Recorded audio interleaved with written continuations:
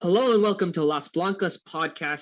Welcome back to a small series of Las Blancas Podcast, where we will be breaking down the game and talking about performances from Madridistas at the Euros. So the Euros has just begun. It's the second day, and we have had our first bunch of Madrid players to feature in the game. Uh, it's been quite a tournament. The opening day was the first game was quite so. Then the second game had a lot of drama. The first game today saw Italy win, and then the next game was Spain versus Portugal, which featured a couple of Madrid players. So we'll be doing this after every game that features a Madrid player. It will be just a short breakdown, just a short recap of what and how our players are faring at the tournament. And to do all of that, as always, I've got Kanita with me. Kanita, how you doing? Are you following Euros? Which team are you supporting? What's up? Yes, well, actually, I'm supporting Spain, and yeah, of course, I'm so excited for Euros. I also finished my exam, so I can watch Euros, guilt-free. So yeah, and yeah, I mean, I'm always supporting Spain, even when they piss me off. But yeah, today was a good day for me, obviously. Yeah, so Spain won 4-0 against Portugal in the second game of Group B. Pretty dominant performance, pretty straightforward performance, honestly. Would you like to give us a quick overview of the game, a quick recap of the game?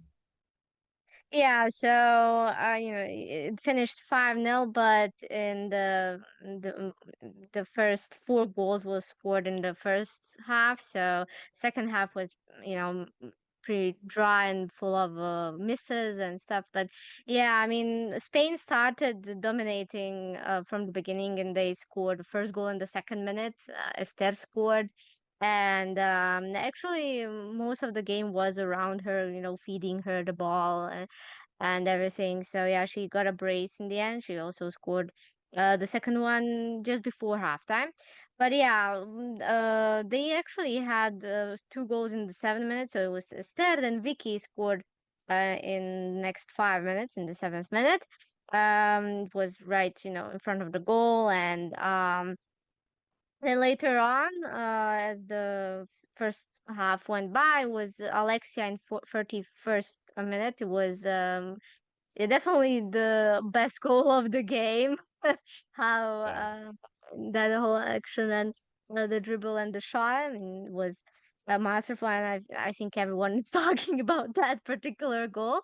And 2 minutes later, in 40th third minute, it's Esther again. And the very end, 93rd minute, like it was 2 minutes extra time at the time after 90, and Cristina Martin Prieto that went on later on the second half scored that last fifth goal, and yeah, so that's it. And yeah, I mean, it was a dominant performance, nothing really special about it. The scoreline says it all. Portugal tried a bit more in the second half, but they were already defeated. I mean, after 4-0, they were just trying to get a goal in or whatever, and didn't manage even that. And yeah, pretty much it.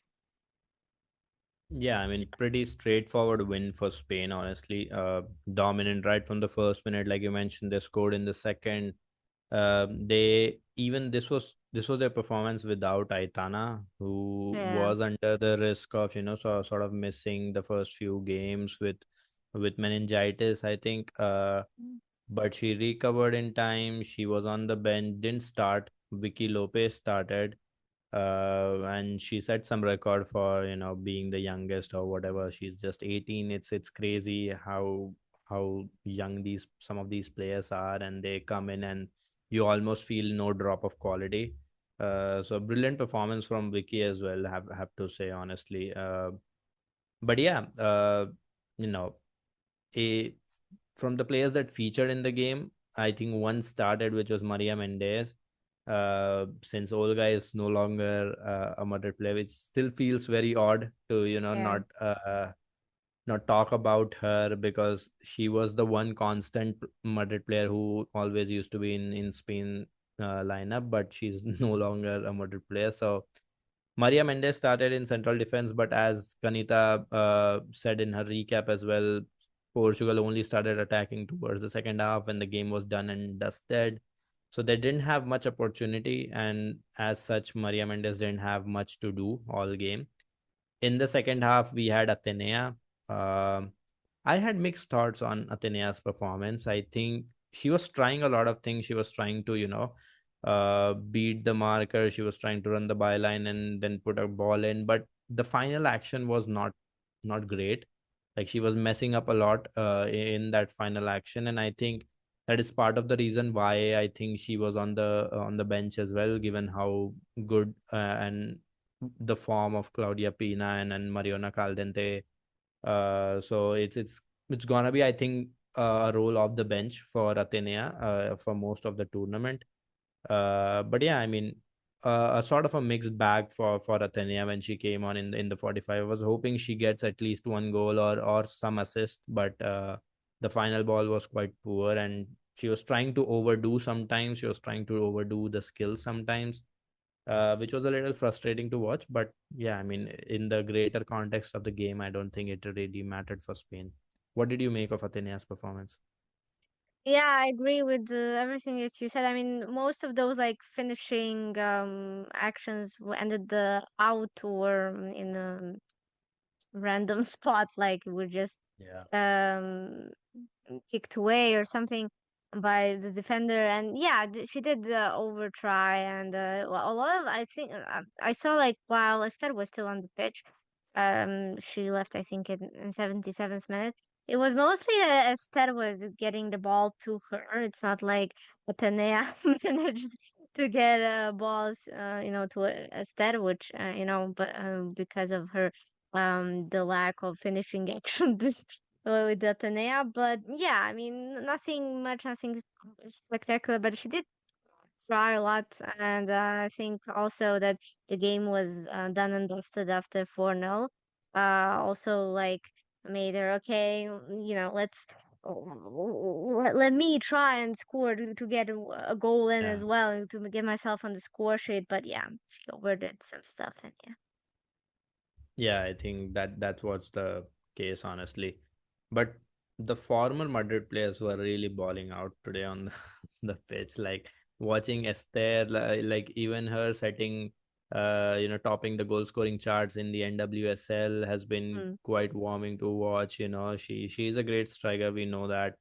Uh, she scored a brace here. Could have had a hat trick as well. She was looking for it. She was desperately looking for it, but it didn't come. Olga, I think, was really good in some of her action. The ball carrying, the dribbling was really sharp. She looked really sharp.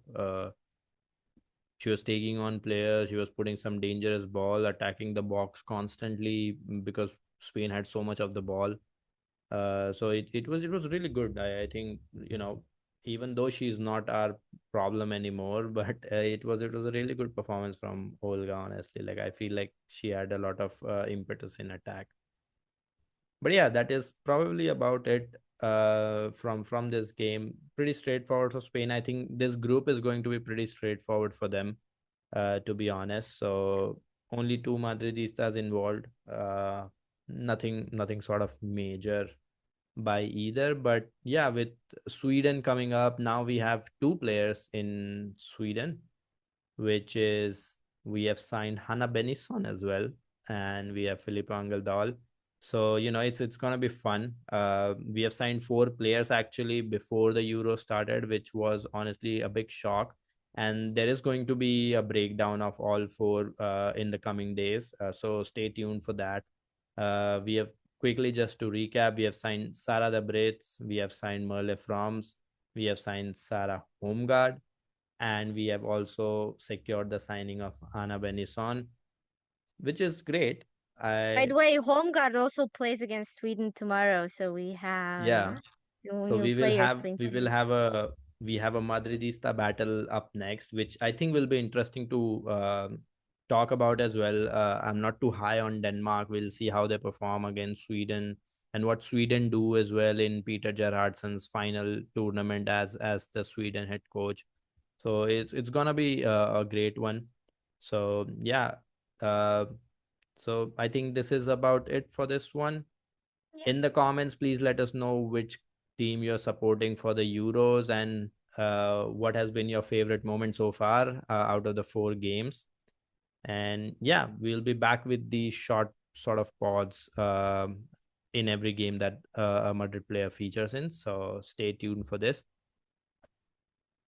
And yeah, before we go, I think there is something that we would like to share our thoughts on as well.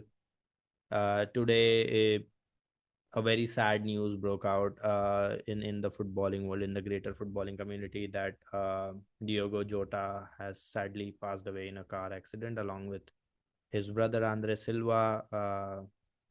It was honestly, like, it was a gut punch when I read the news. It was very hard to believe. 11 days ago, the guy got married and was the happiest person alive, and it's life is very cruel sometimes. It's very unpredictable. No trip anywhere is guaranteed for you to return back home. And yeah, it's sort of uh, it's very devastating. And honestly, I want to just extend my thoughts to everyone linked with him, his family, his friends, and the greater footballing community. Even as fans, even as Liverpool fans, Portugal fans, I think fandom works in a way where we sort of get too attached to these players, and we have emotions invested in these individuals. So it's always a tough time when something like this happens. So yeah, take care of yourself, and uh, take care of the people you love around you. Tomorrow isn't guaranteed, so please share your gratitude, share your love with people that matter in your life.